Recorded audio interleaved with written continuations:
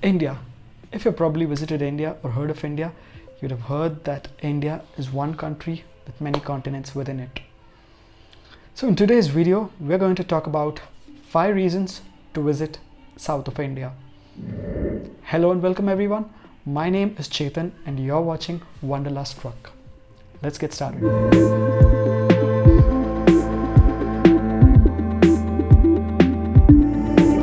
The Indian subcontinent, located in South of Asia, is known to be as one country, multiple continents. Why would we say that? Well, that is because the weather and conditions in India change drastically from the northernmost tip of India all the way as you travel down to the southern tip. To give you guys an explanation of what actually happens with the weather, in the northernmost part of India, the Himalayas, you have shivering cold all through the year.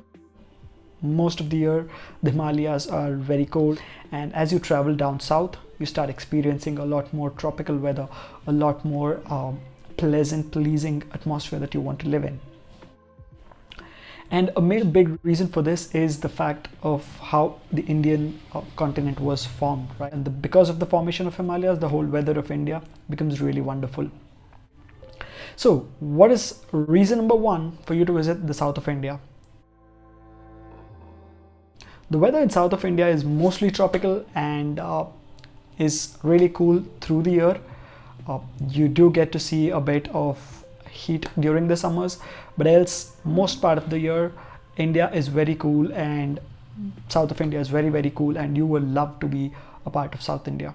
Major attractions that you would get to see is the forests and the calm weather, the cool weather here. People do want to go ahead and visit the cities of Bangalore or Mumbai or Goa, the state of Goa. But then south of India has a lot more to offer and explore for you travelers out there who want to go ahead and have a look at it.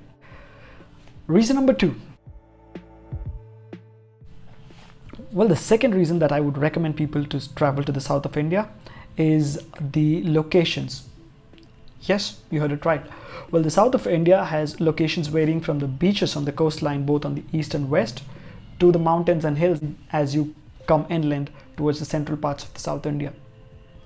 You got the Kodachadri mountain range in the southern part of Karnataka, you got the Nilgiris in the Kerala and Tamil Nadu district, and you also have the Western Ghats in parts of Maharashtra, Goa that stretch across, right? So the Western Ghats and Eastern Ghats act as clear mountains, giving you that wonderful weather, and you get to see these mountains, live in these small mountains and hills while you're in the Western Ghats, while get to explore the beaches, which are hardly a couple of hour drive from these mountains. So that's reason number 2 for you to come out and visit India.